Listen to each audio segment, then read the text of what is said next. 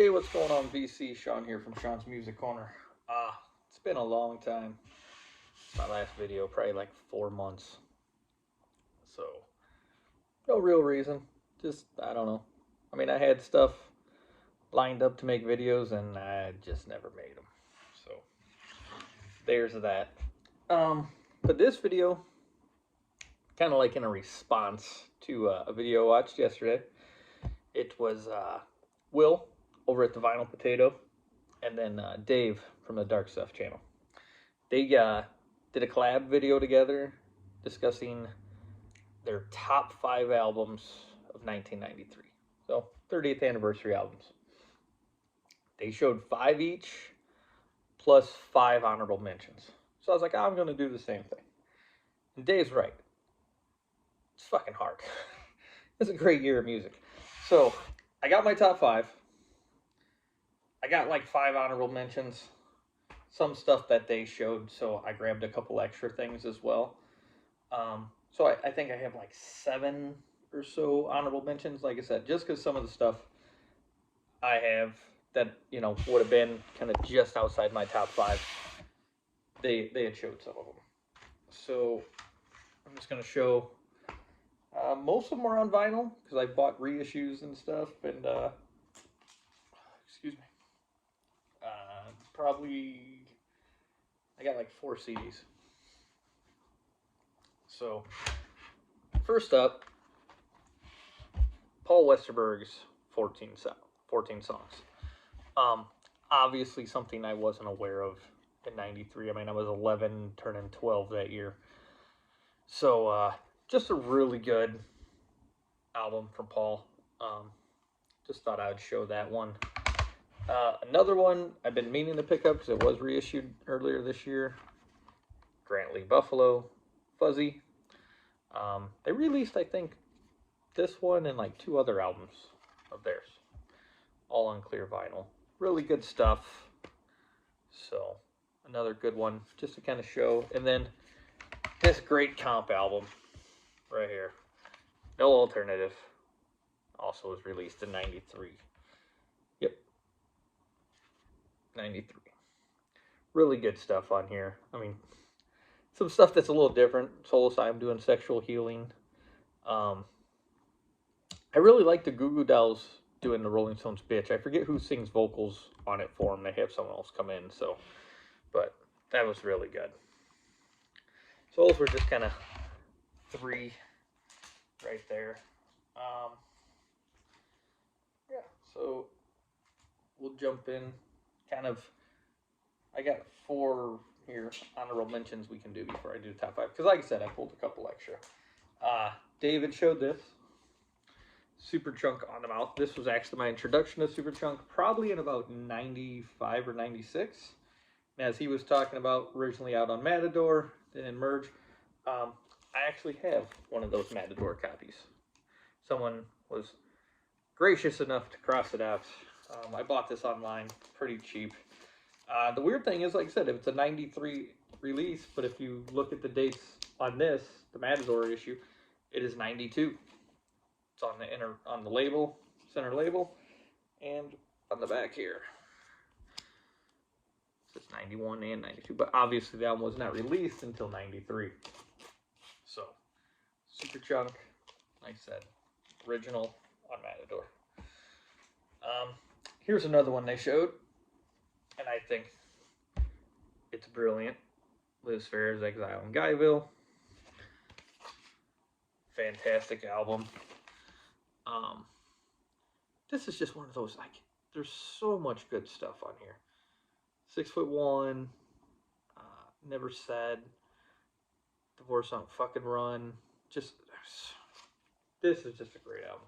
Her first 3 albums to me are fantastic. Self-titled, Whip Smart, and White Chocolate Space Egg. All are great albums. Here's one, like I said, I didn't get turned on until later, but Buffalo Tom with Big Red Letter Day. Fantastic stuff from them. Soda Jerk, huge hit. I'm trying to think of anything else real big off this. Treehouse, was another one. Just a solid album. I mean, you could go through and do like a top 5 of stuff out of like the Boston area for 93 because there's enough good stuff. There's that. And here is an EP I pulled. But Sugar's Easter, the companion to Copper Blue. Copper Blue came out in 92. This was released in 93. Was it 6 songs? A much more fierce, abrasive sound than Copper Blue, where Copper Blue had more, hooks and melodies, more on the pop side. This was a harder sound, but I really like it, especially as like a companion piece. They go together fantastic. So, all right. Sorry about that. That's my honorable mentions. I'm kneeling down on my floor in my living room. I'm kneeling on a pillow, but it's just my feet were going to sleep. There's too much of a glare like normally in the kitchen where I film because it generally has good lighting, but it's very bright and sunny, and so. All right, so number 5. This was hard to pick, like a top 5. Like to put them in order was the hard thing.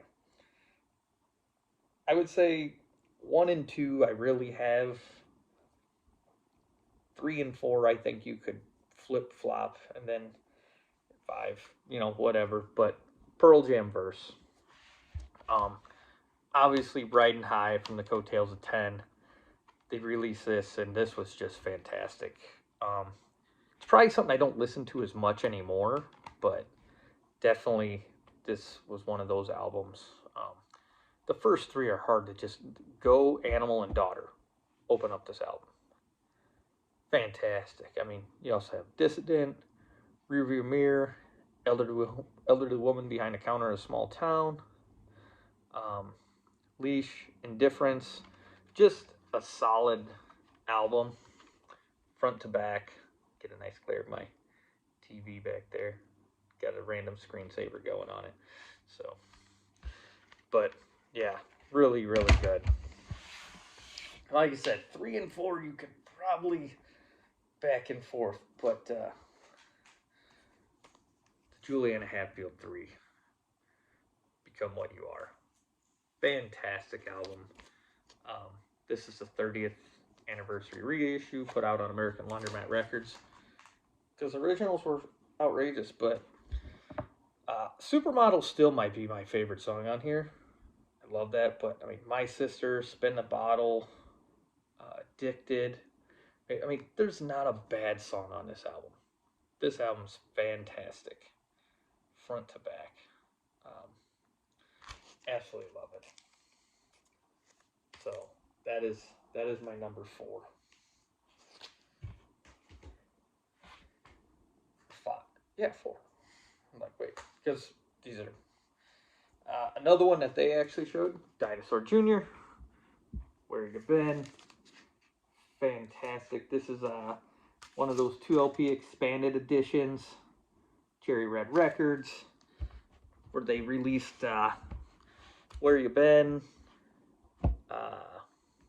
Out of Sound, Green Mind, and what was the other one they did? I can't even remember off the top of my head. But the 4 records that got released. Freaking great. I mean, I love this. This has, 3 songs from the Peel Sessions. It's got Get Me, Keeblin, and Hyde. So I just like the fact that you have some different stuff on here. Fantastic album. I decided to show this version of it. Nirvana's In Utero, the 2013 mix of Steve Albini. Fantastic. I mean, there's not much that can be said about this. And, of course, no one's going to have a better story about buying this album than Dave, standing directly behind Kurt at a record store in Seattle. And fantastic. But this is, for a studio album, this very well could be my favorite of theirs. This is just one of those it's kind of non-stop, start to finish. Yeah, when it came out, a lot of people, especially I was younger, you're waiting for that, next Teen Spirit, but as I gotten older and stuff, this is the album that's really, really good. So this is my number 2. And my favorite album, and like I said, this wouldn't have been my favorite album in 93, probably even 94 or 95. But as I've gotten older, this has become my favorite album. From that is the Lemonheads, Come On Feel. This is the 30th anniversary, 2 LP, hardbound back, book edition. Fantastic. But great songs like The Great Big No, Into Your Arms, It's About Time, which has Julianne Hatfield, Down About It, Big Gay Heart, Style, which I love Style. That's every time I hear that, it's just great.